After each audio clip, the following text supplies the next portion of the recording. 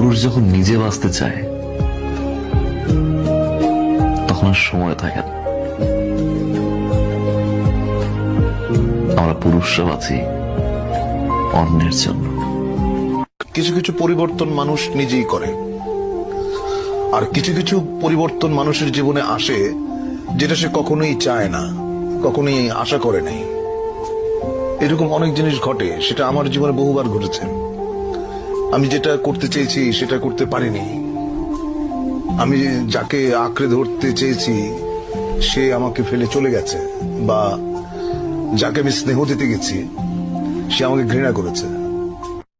পুরুষ মানুষকে তো সারাদিন পরিশ্রম করে ক্লান্ত হয় পরিবারের চাপে, অশান্তি, জীবনটা একটা পচা তরমুজ হয়ে গেছে।